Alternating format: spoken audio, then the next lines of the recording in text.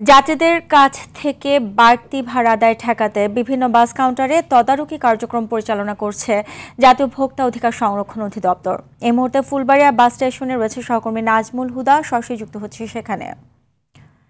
নাজমুল, আমরা জানি যে এরকম একটা অভিযোগ রয়েছে যে বাস কাউন্টারগুলোতে অতিরিক্ত ভাড়া আদায় করা হচ্ছে এবং এই ব্যাপারে অভিযান পরিচালনা করছে ভোক্তা অধিকার সংরক্ষণ কর্তৃপক্ষ। তো এই ব্যাপারে বিস্তারিত কি তথ্য আছে আপনার কাছে এবং এই অভিযোগের ভিত্তিতে কি জরিমানা আদায় করা হয়েছে কিনা? সুজানা, ঈদ যাত্রা উপলক্ষে আজকে ঘরমুখী মানুষের বাড়তি চাপ রয়েছে এবং এই বাড়তি চাপের সুযোগ নিয়ে পরিবহন মালিকরা এবং পরিবহনগুলো কিন্তু যাত্রীদের কাছ থেকে বাড়তি ভাড়া আদায় করছে। এই বাড়তি ভাড়া আদায়ের কারণে আজকে বেশ কিছু পরিবহনকে জরিমানা করেছে জাতীয় ভোক্তা অধিদপ্তর।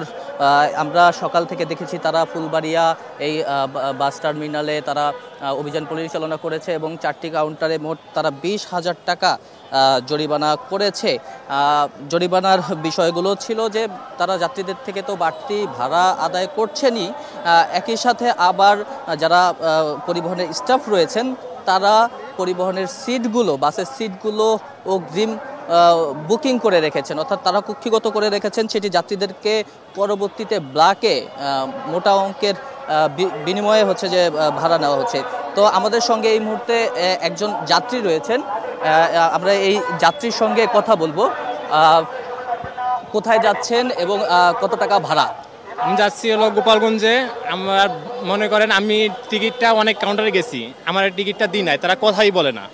আর সাধারণত আমার একটা ফ্রেন্ড আছে, তার কাছে মানে অগ্রিম টিকিট কাটছে, মনে করেন অগ্রিম মানে 20 তারিখে কাটছে, আর এখন সেই ভাড়াটা 600 টাকা নিচ্ছে।